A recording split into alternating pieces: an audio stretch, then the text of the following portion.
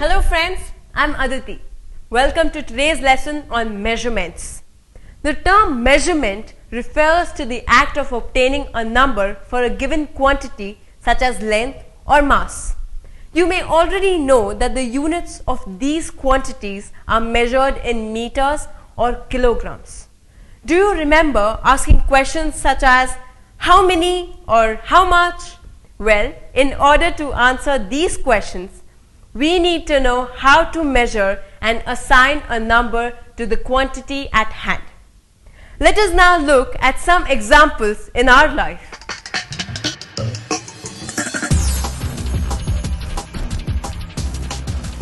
Have you ever tried to make a cake at home?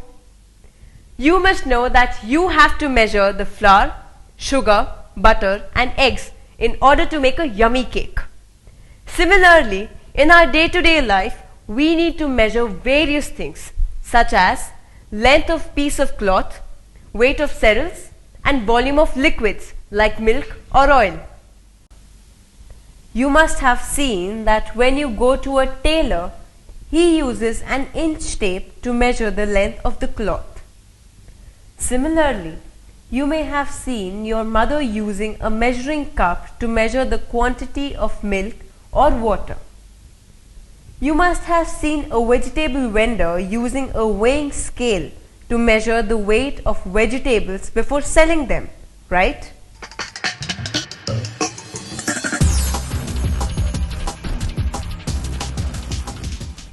Today, you will learn about the different systems of measurements. In olden days, the length of the cloth or land used to be measured with hand measurements like palm, span, cubit, fathom and foot. Let me measure the length of this book using my hand span. 1 and 2. The length is 2 hand spans. Let us now measure the same book's length using Minnie's hand span. Her answer is 3 hand spans. Why did this happen? This is so because Minnie's hands are smaller than mine. We can see that the measurement result will be different for different people depending upon their size when we use our hand span. The same is in the case for foot. It is so important for measurement to be the same despite who measures it, right? Now, let's measure the length of this cloth using a measuring tape. The length is 25 centimeters. We will now see what the length of this cloth is when Minnie measures it using a measuring tape of her own. In this case too, the length is 25 centimeters. We can observe here that anybody using a measuring tape will come to the same result for the length of the given cloth. This observation leads us to the concept of a unit of measurement. Length is a physical quantity and meter is a unit of length that represents a definite predetermined length. When we say 5 meters, we actually mean 5 times the definite predetermined length called meter. So we can now define a unit of measurement. A unit of measurement is a definite magnitude of a physical quantity that is used as a standard for measurement of the same physical quantity. The measurement value, which is same when measured by anybody at any place, is known as a standard unit. Scientists have decided to have a system of measurement throughout the world to avoid inconvenience and inconsistency. Measurements used to measure length, mass and time are called fundamental or basic measurements.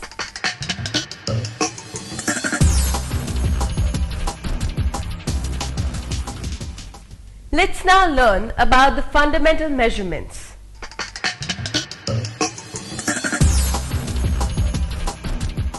Internationally standard units have been decided for fundamental or basic measurements. There are mainly 3 systems of unit to measure length, mass and time.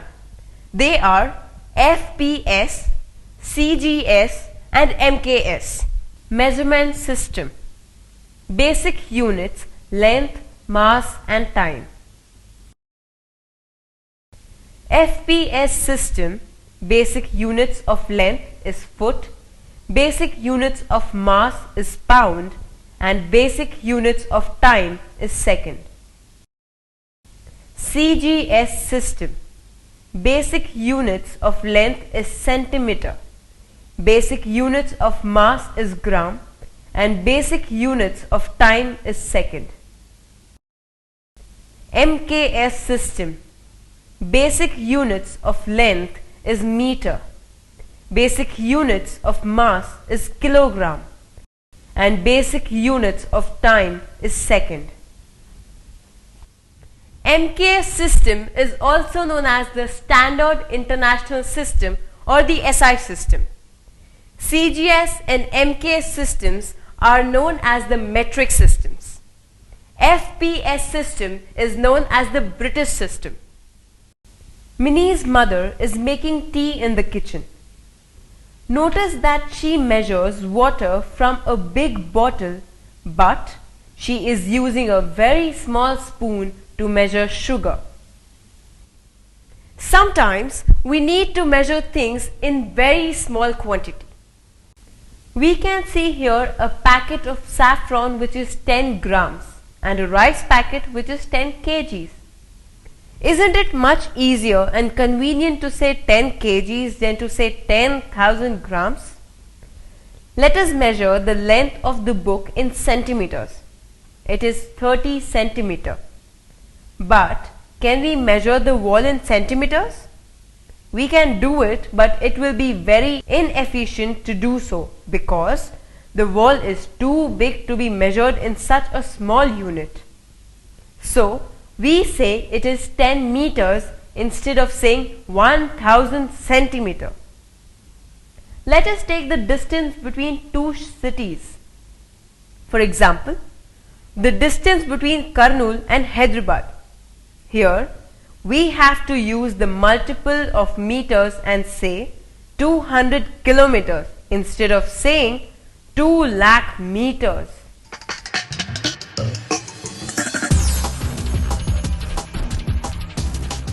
Now you have seen that it is not always convenient to use basic units to measure larger or smaller quantities. In such cases, we use multiples or submultiples. For example, 1 hour is equal to 60 minutes, which is equal to 3600 seconds. Here, kilometer is a multiple of meter. 1 kilometer is equal to 1000 meters, which is equal to 10 to the power of 3 meters. 1 meter is equal to 100 centimeters, which is equal to 10 to the power of 2 centimeter. 1 centimeter is equal to 10 millimeters. 1 millimeter is equal to 1000 microns. 1 micron is equal to 1 divided by 1000 millimeter, which is equal to 10 to the power of minus 3 millimeter. 1 angstrom is equal to 10 to the power of minus 10 meters, which is equal to 10 to the power of minus 7 millimeter. As you can see, on one side of the scale is inch and on the other side are centimeter markings. Each centimeter is further divided into millimeters. 1 centimeter is equal to 10 millimeters. You will notice that with this scale, we cannot measure objects which are smaller than 1 millimeter. The smallest unit we can measure using a common scale is a millimeter. It is called the least count. The smallest quantity that can be measured accurately using any instrument is known as the least count of that instrument. Can you tell me the least count of a clock? Yes, it is 1 second. Good. Now, let us learn how to use standard measures to measure different things. We will now measure Rahul's height. Rahul must stand erect near the wall. We will now place this cardboard on his head and mark the point at which it touches the wall. This point shows Rahul's height. Now, you can use a measuring table to calculate Rahul's height in centimeters. This way you can measure the height of your friend or your brother or sister. Let's measure the length of this book. Place the scale to the edge of the book. Do not place the scale slanted because that will give you an incorrect measure. The scale has to be parallel to the length side of the book. Now, let's measure the length of a curved figure. Let us draw a wave-like figure as shown here. Can we measure its length using the scale? No, we cannot. Because of the curves, the length is not in a straight line and the distance between the end points will be more than that. We place a twin exactly on top of the figure and mark its starting and ending point from the figure with a pen. Now, we place the stretched twin on the scale and we would know the exact length of the curved line. We can measure the length of a bangle or any other curved surface using this technique.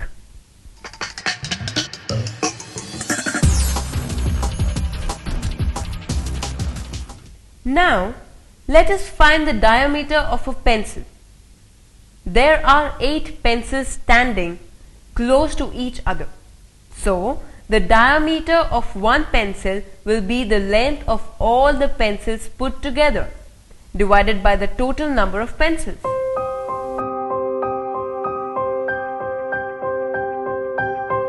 Now, we want to measure the diameter of this thin wire. We cannot measure the diameter directly by using a scale because it is too less or less than the least count of the scale. So, we use the similar method that we use to measure the diameter of a pencil. Let's take a pencil and coil a thin wire around it. This means that we have kept many diameters by the side of each other. So, if we divide the total length of the coil by the number of rounds, then we will get the diameter of the wire. To know whether a shape is big or small, only knowing its length is not enough. For example, you can see that in this example, figure A is much smaller than figure B, though its length is more than figure B.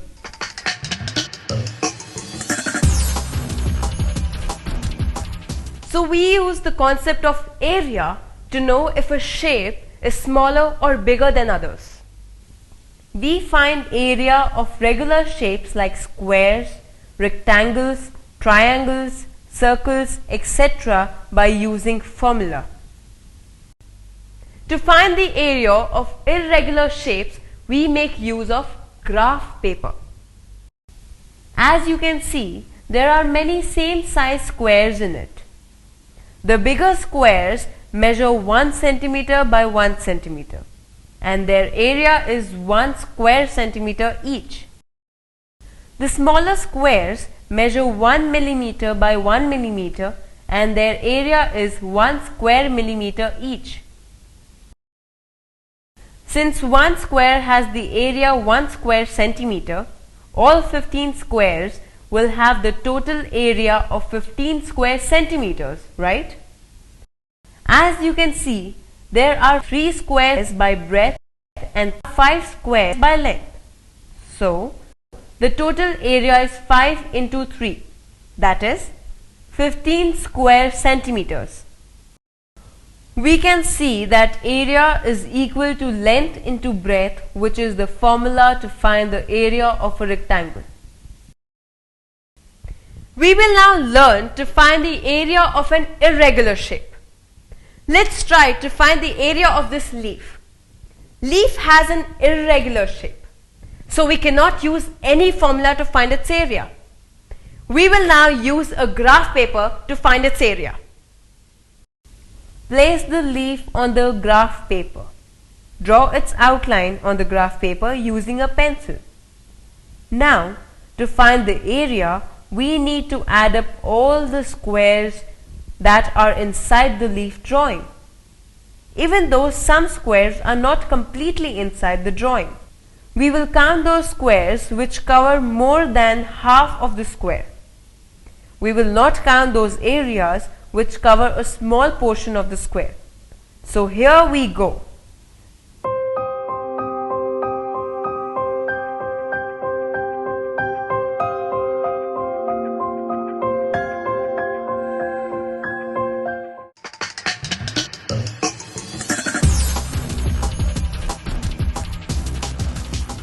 Now that you have learned to calculate area of regular and irregular shapes, let us learn to find volumes of different objects.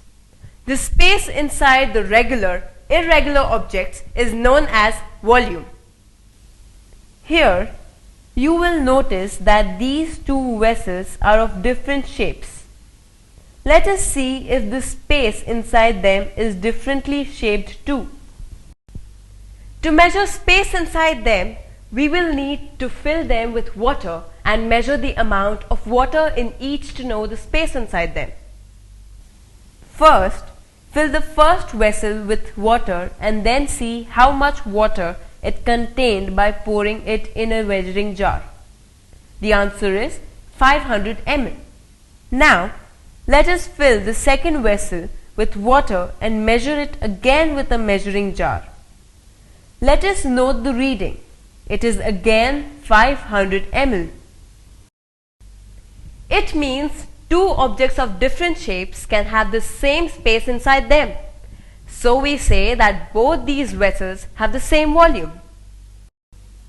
We have just seen that the volume of an object depends not only on its length and breadth, but also on its height. We calculate volume of object of regular shapes using the formula.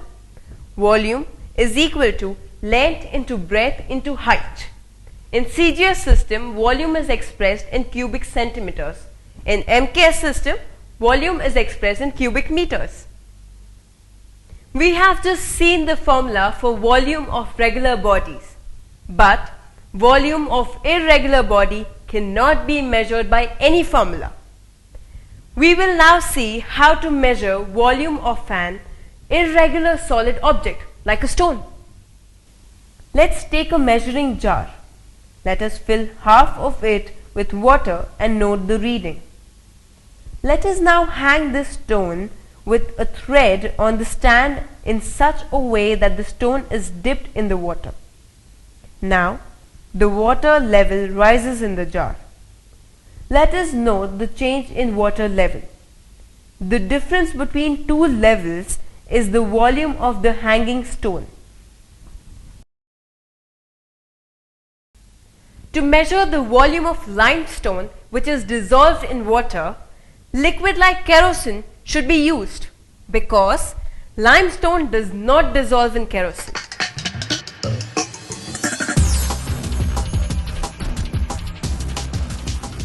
In order to measure the volume of liquids, measuring jars can be used directly. Let us now see the different measuring jars. The first is a measuring jar. It is a cylindrical vessel made of glass or plastic. It is calibrated as shown. It is used to measure the volume of liquids. Measuring jars of 50 ml, 500 ml and 1000 ml are available for use in laboratories. The second is a measuring vessel. These are cylindrical in shape with a handle. These are made of aluminium or plastic. They are used to measure volume of liquids like milk and oil.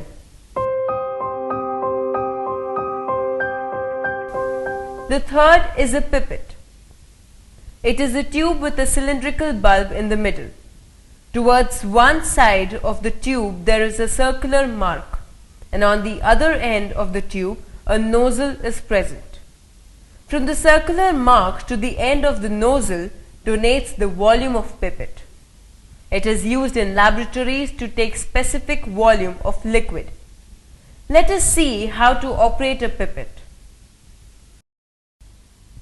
We suck the liquid into the pipette through the mouth.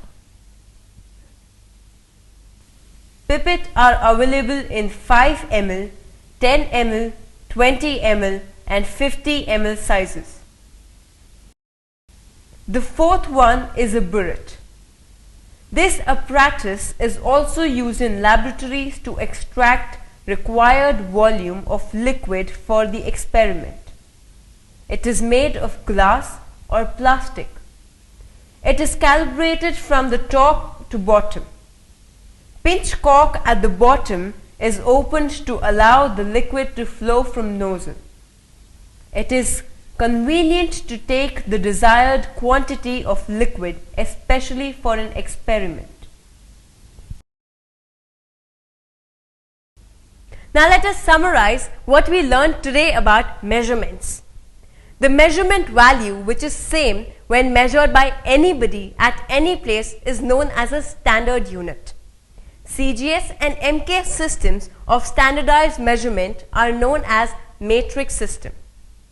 MKS system is known as SI system. SI system is accepted as a standard worldwide. Smallest measurements like micron and angstrom are used to measure the length of a microorganism, such as a bacteria or radius of an atom. Least count of an instrument is the smallest unit measured by the instrument. Area of an irregular shaped object is measured by using a graph paper. Volume of liquids is measured by measuring vessels, measuring jars, pipettes and burettes. Pipettes and burettes are used in laboratories to find volume of liquids.